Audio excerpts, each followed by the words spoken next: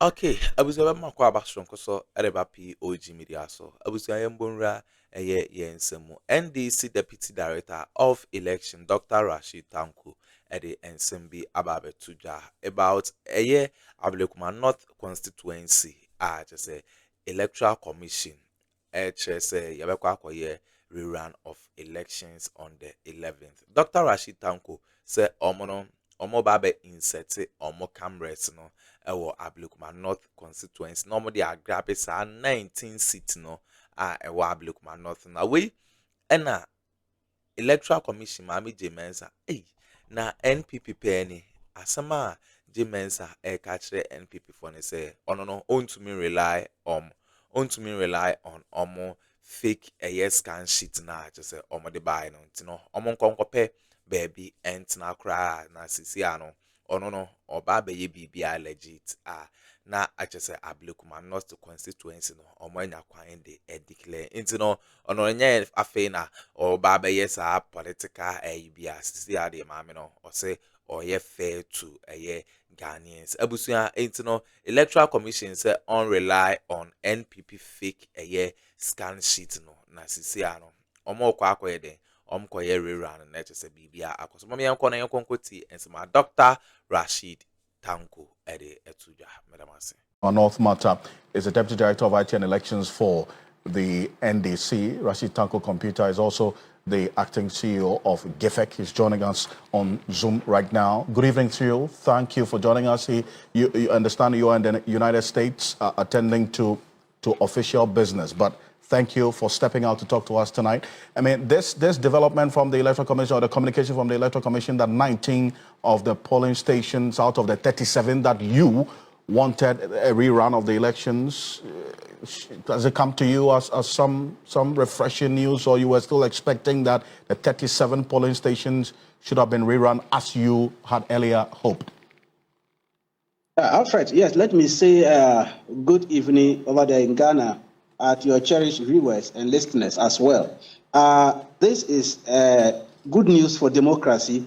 I mean, democracy is one thing that we have chosen for ourselves in Ghana, that we should be governed by rule of law and not somebody whims and caprices. And so I am so happy with the outcome of the decision by the Electoral Commission to rerun 19 polling stations. Alfred, let me run you through some issue that came out about 2 weeks ago. We had a meeting with the Electoral Commission. I was part of the meeting with my colleague Madi and our council Edwiji. The NPP was led by their Director of Election, Evans, and a former MP. In that meeting, it came out that the 62 that we were following them up, that they should have a rerun for the 62 polling stations. 25 of them were not scanned copies. They were carbon copies being presented by the NPP then. So we were magnanimous at the meeting. We agreed that fine, since they were carbon copies and not scanned copies, we will accept them as being true reflection of the elections. So the 25 carbon copies results were added. So that reduced the margin to 37. Now the rest of the 37 were scanned copies. And then that was how we ended the 37. And that's why the NPP is not telling the general public. The NDC were magnanimous at that meeting and said, look, we want resolution to this Ablekuma North matter. And therefore, these 25, which were carbon copies, we will accept them. And we accepted them. And they added, so that's why it reduced to 37. Now, with these 37, which were scanned copies, we told them that, look, let's go for a rerun for the 37 because they are scanned copies. We cannot accept it. Then the NPP, they were still insisting that they wanted the 37 to be taken out and leave with only 3, so that the 3, they can be used to declare them as winners. That's what they were trying to do. And we said, how can we rely on your scanned copies? I see. Who accept that?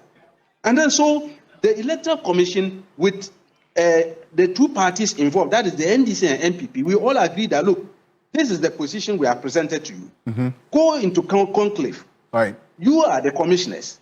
Take a decision on it and report back to us. Then we'll look at it critically.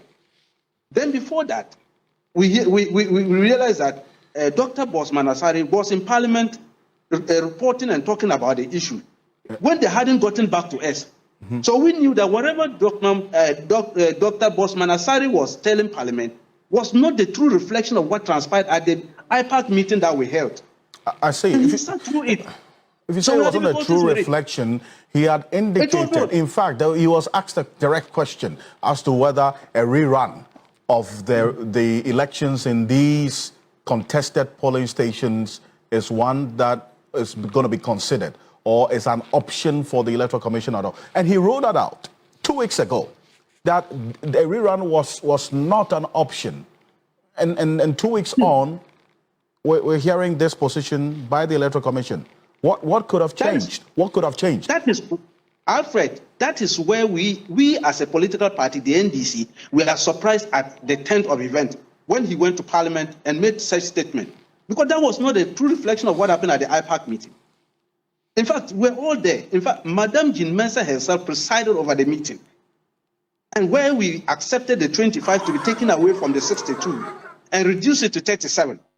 And we said they should go and look at the 37 at conclave and report back to us. So we're going to have another meeting with them. Fortunately, the second meeting was held yesterday, and my colleague represented us.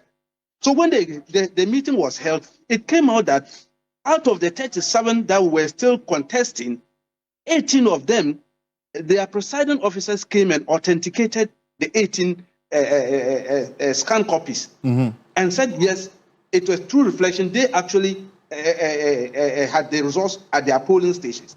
And then our team, which was led by Madi, my colleague, and then Eduji, counsel, our lawyer, accepted that fine. Since the presiding officers accepted and authenticated those 18 scan copies, then it should be taken out. Leaving 19, the 19, nobody authenticated it. None. They were not authenticated. They were just fake scan copies being brought by the NPP. So that's how the results came out, that they should go and have a rerun for the 19 areas to use to declare it. So why is our colleagues running away from this? I see. So then, how do you respond to those who are saying that this outcome is just Electoral Commission pandering to your demands? I mean, for a rerun, because the NPP wasn't asking for a rerun, you were forceful about a rerun, and now the Electoral Commission is saying that is what they're going to go with. Alfred, this is not the first time we've been saying that to resolve this Ablekuma, we have to go for a rerun for certain polling stations. That has been the issue. Is that anytime we have an election, there are two documents that we use, either the original pink sheet or the carbon copies. The carbon copies are given to the political parties. So if the EC doesn't have original pink sheets, we can come with the carbon copies, and then they will bring their officers to authenticate our carbon copies, whether it's a true reflection of what transpired at the polling stations. But the issue of Ablekuma, these ones that we are talking about, in fact, the 37 were areas that they didn't even have carbon copies. Our colleagues don't have it. The EC doesn't have the original one. We, the NDC, we were very truthful to them that we don't have it. So in that case, if you don't have it, then you have to go for a rerun. This is not the first time. We did it at Akutia under Afarijan, Dr. Afarijan. It happened before. And we went and had a rerun for some polling stations to declare results. And so this is not the first time, Alfred. We have done it severally, and we have used it to resolve issues.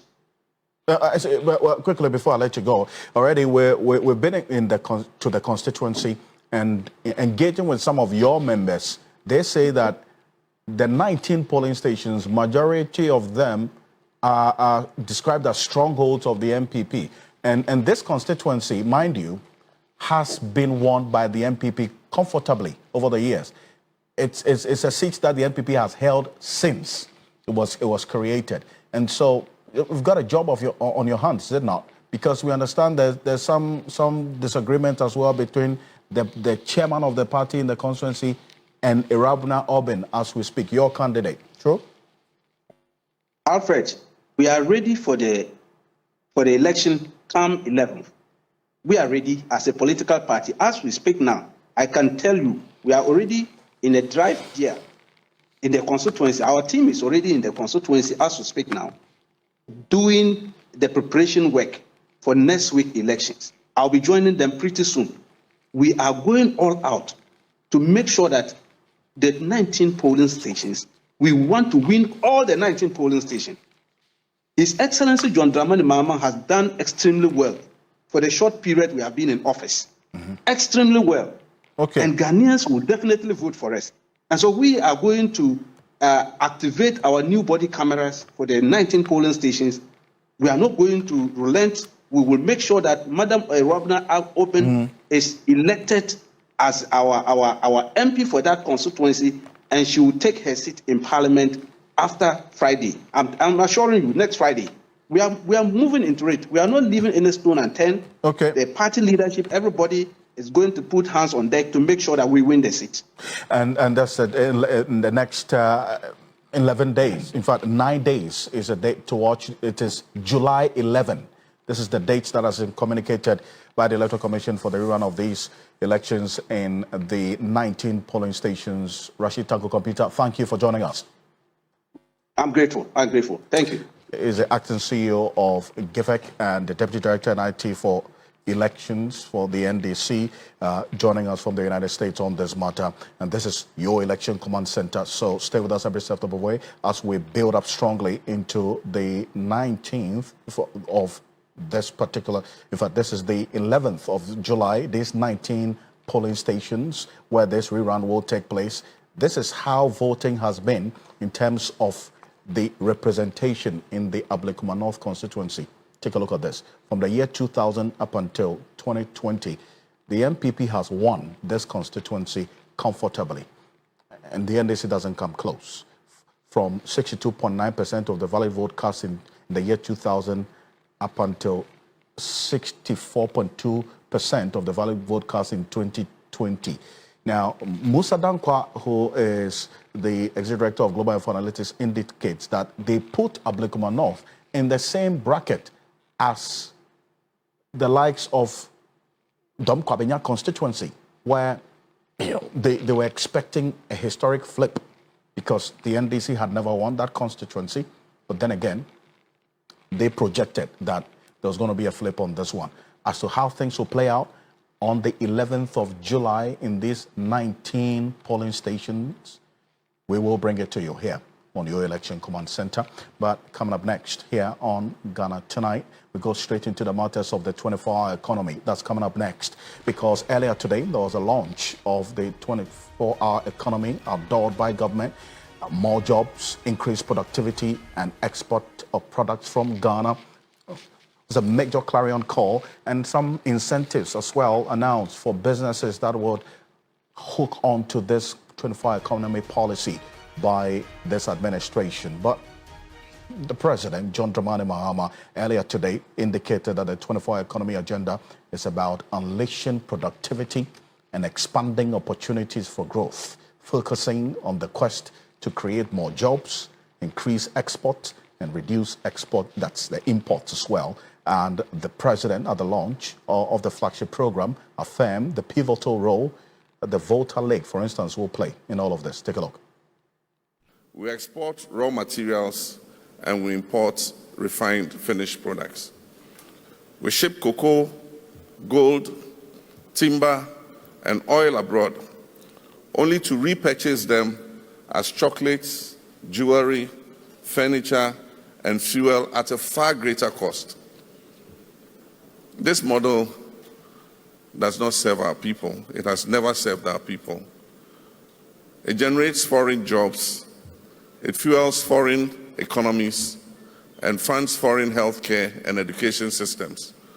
While our youth remain unemployed, our industries stagnate, and our imports balloon.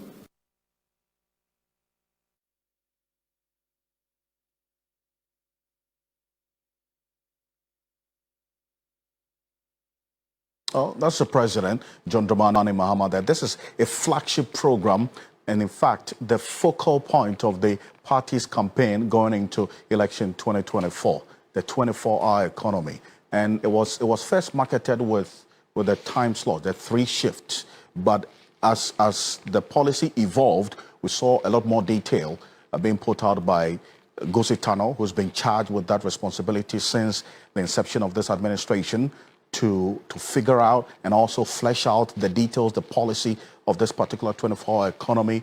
And members of parliament have been asking that this comes before parliament. We've got an indication that in the coming weeks that's going to happen. But this 24-hour economy, from what we got to know today, has 8 focal areas. And that's what's going to be on the screen right now. The focal points, the fulcrum around which this 24-hour economy is going to run. First is the Grow 24, focusing on transforming the agricultural sector through technology-driven, climate-smart practices that will allow for round-the-clock production and value addition, aim to ensure food security and reduce post-harvest losses. Also, Make 24.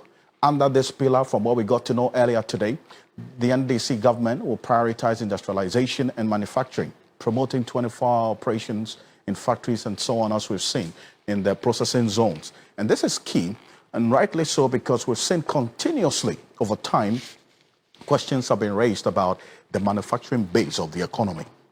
And the fact that for as long as this economy remains import-driven and the manufacturing sector not that strong and the structure of the economy remaining as it is, we're going to have problems. So that's it. Then there's Bill 24, involves boosting construction and infrastructure development with support for continuous building schedules.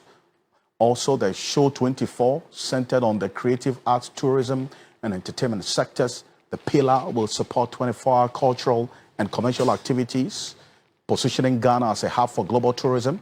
There's Connect 24. This seeks to improve digital infrastructure, transport networks, and also energy systems to enable seamless connectivity for businesses and logistics as well. There's Fund 24, focusing on financial inclusion with policy support for banks, fintechs, and microfinance institutions to operate extended hours and facilitate access to credit. Now, when this matter came up for conversation, even prior to today, there was the talk about security.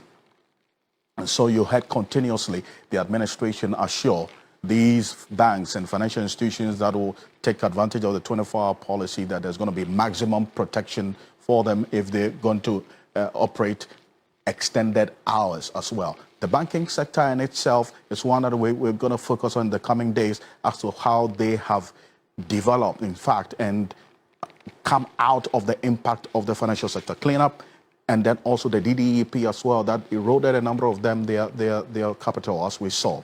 And so as to how that will also improve on it, we'll get into it. There's Aspire 24, about human capital development, investing in skills, training, education, entrepreneurship, and especially for the youth. We've seen a number of interventions already, the coding and others that have been put in place, and then the NYP and other programs that they are also pursuing with apprenticeship and so on. And there's Go. The final one is Go 24, emphasizing implementation and results. The Go 24 will serve as the operational drive to coordinate, monitor, and evaluate the performance of the entire policy framework. That is not the only one.